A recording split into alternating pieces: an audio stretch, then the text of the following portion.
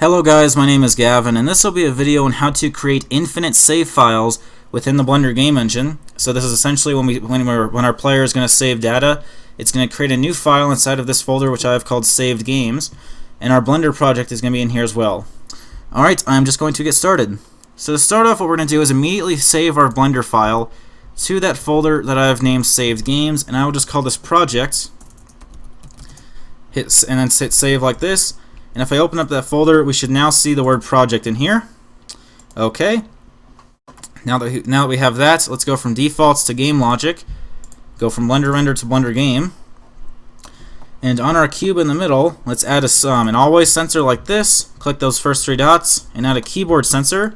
This keyboard sensor will be named space. I'll click tap and put the space bar right here. And let's add a Python controller like this and connect them like this. Okay, what we now want to do is add two different integer properties. This first integer property, hold on, let me scale this out really quick, will be named file number, and just like this is named, this will be the number of files we're currently on. And the second one will be something that we're going to save to that file, which in this case is points.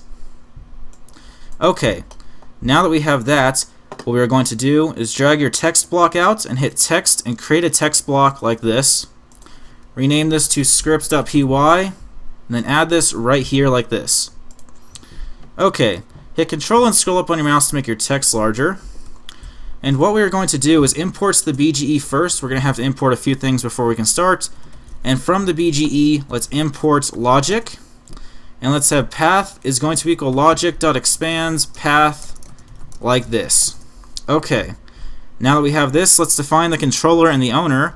So let's have const is going to equal bg.logic.gets current controller. Own is going to equal const.owner. And what we are now going to do is last define our spacebar sensor.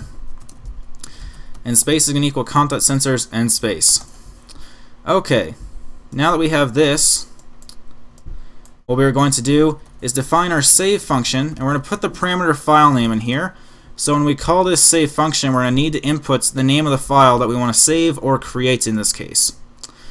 And what we are now going to do is have file is going to equal open path and then file name like this, and let's make it writable. Then what we're going to do is have number is going to equal own points, and points is the data we want to save into it. Own points like this. Now I'll actually put a string around it. So it's going to convert our game property down here, points, to a string, and it's going to save it to that. And then what we're now going to do is write it to that file. So file.write number. So it's going to get the file name, then it's going to convert number. Its number is going to be our own points converted to a string, and then we're going to write that inside of our file. But the unique thing is, if we don't have a file that's named this, so if it's trying to open a file that doesn't exist, it's just going to create one, which is actually really handy, because if we were to do our main function now, so let's do define main and run the main at the bottom, what's going to happen is if we do if space.positive like this, let's just have a variable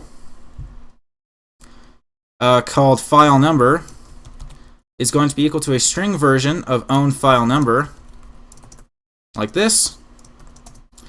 We're going to have points is going to be equal to a string version of own points like this.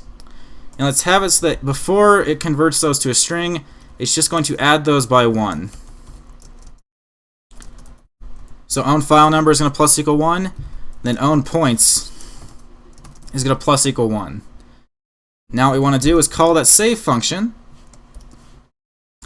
But remember, the save function needs a file name. But since there's no files currently in existence, we're just going to make up a file name on the fly. So let's just call this file in a string. Then we're going to add the file number, because if you remember, file number is a string, so we can add these together. Then we're going to put .txt.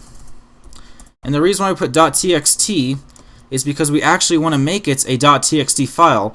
So it's going to read file, and then whatever number this is equal to, and then .txt. So if I were to hit these eyes right here and do game and then show debug properties,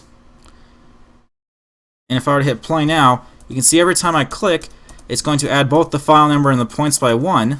But if we now go into our folder, we see there are now about 12 or 14 different files. And if you click on them, you'll see if I click on file 10, it will equal 10. If I click on file 5, it will equal 5. Or if I click on file 12, it will equal 12. So whatever number a file is equal to is whatever the point value was at that time. Alright guys, that is how you make infinite save files in the Blender game engine. And I will just show you guys the script just for one more second. So just at the top, we imported the logic from the BGE, expanded the path, defined the controller and owner and our spacebar sensor, defined our save function, as well as created an ability to have infinite save files inside of this. We then converted our points to a string version, and then we applied the variable name to that number. Then we wrote the number inside of our file. Then down here, if we press the spacebar, it would add 1 to the file number and the points, and then the file number is going to be equal to a string of whatever the number is at this time, so 1, 2, 3, 4, 5, 6, etc. And did the same for the points, and then we saved that file under the name file, whatever the string was converted to 1, or whatever the file number was converted to a string, and then put .txt to make it a text file. Okay guys, so that is how you make infinite save files in Blender. I hope you guys found this useful.